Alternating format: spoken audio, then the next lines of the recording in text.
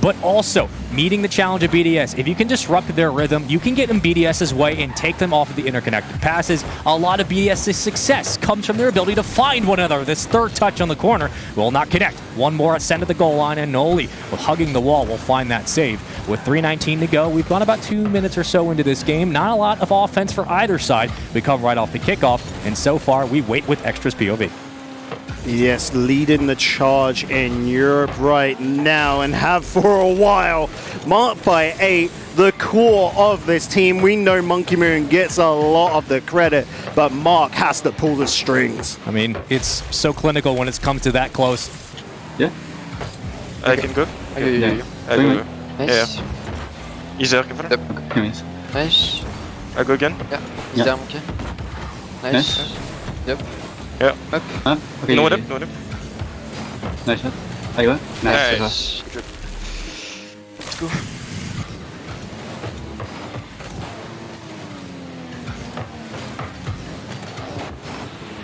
It may be 2-0. It is indeed, and we saw BDS yesterday coming through with an absolute storm. Sandrock, near enough, just being swept aside, and It was a 2-0 win for BDS in game 1, and if you'll respectfully ignore the tautology, that's that. Let's get into game number 2, though, as Noli, with a diving save off the top bar, will kick it out to the corner, but Mark by 8 once more restabilizes, and Mark How by does he 8 get that? once again puts BDS ahead with some fantastic aerobatics. And notice how he basically uses all his boost to not only go up the wall to stay track with the ball going as fast, but as soon as he gets that touch, he's only got about 6, 7, if he's lucky, 8 boosts left in the tank, which he's just holding down the entire way.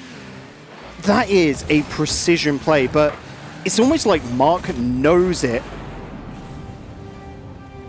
Did you know that was coming? Did he know about that? We didn't know that was coming. Nolly just... Bacon's mouth has been hanging open ever since Nolly scored. It's okay, take a minute, take a breather, it's okay. So yeah. I was looking at it and like, Extra's charging at it, you expect that from Extra, Sure. but Nolly is bringing it in at such a weird pace that Extra just went full charge across net because he's expecting Guild to try and match BDS's pace. And then Monkey Moon brings us to reality. So this is a little bit of a window inside the life of a BDS player. So the reason that BDS, and I'm talking to people who already know these reasons, but Marbe just is so effortless at Rocket League. And you were talking about BDS earlier. Their game plan is just to be the best at the basics. They are foundationally the best team in Rocket League. And right now, they just caught Guild out of a slip-up. Look at this. I mean, there's always someone downfield to meet this ball. There's always someone, even when Guild was putting pressure through the corner. That is where Guild have struggled, and that's where BDS are usually their most precise, their most effective, when they get ahead of the ball and they make that read. Marked by 8 straight down, and a better save from Noli. Not sure how that isn't an epic one, but either way, we'll take it, because from there, you save this game potentially a series leading 2-0. It's a minute 39 to go. We keep moving. Bluey can't get there. Kick up, and Marked by 8 for the extension. No boost, but still good enough.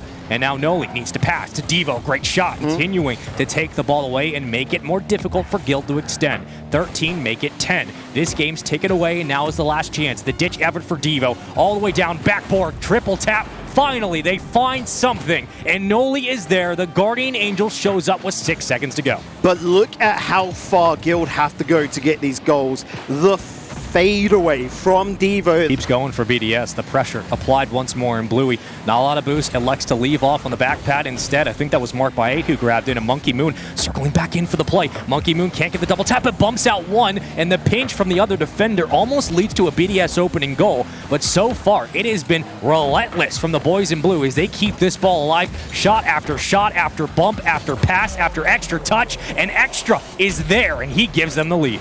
BDS had Guild in a chokehold for those last 15 seconds, and they weren't letting up. Like I said, Guild needed that opening goal, and BDS knew it. They weren't allowing that ball past the halfway mark.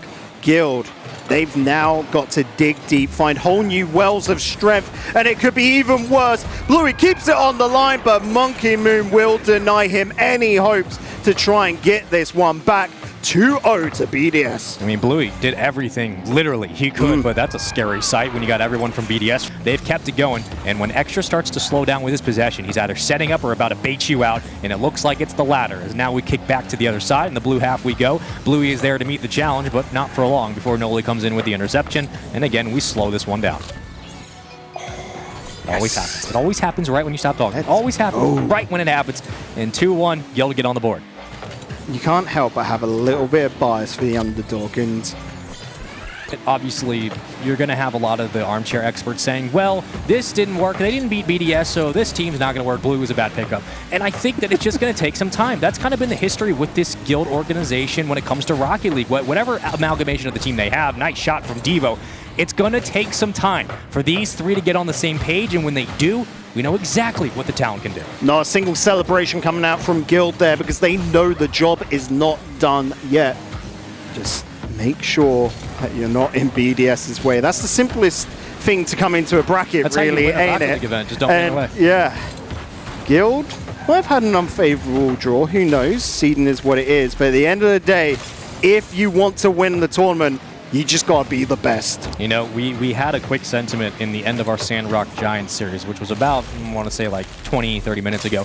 You got to keep up that aggression. You got to keep up that pacing, because surely BDS can be taken off of rhythm. We've seen it before. For Guild, with what hasn't been working so far, something's got to change. And Mark by 8 baits out Bluey, and Bluey misses the connection. That train's running all day, and it gets set up by Devo accidentally. What a slammer. What a hit straight into the bottom left. BDS moving up on transition, moving up to meet the ball. That is why they are so good and so difficult to stop. BDS's main strength for me that puts them head and shoulders above everyone else. Like we said, the foundations are down, but it's their reaction times.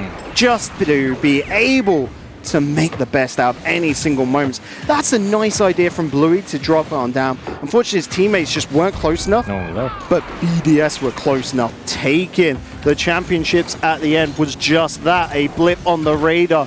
Never going to come to an end. The BDS era is not over. You can't just make a transfer and come out on top. You have to work harder. You have to grind harder. And BDS do that better than anybody.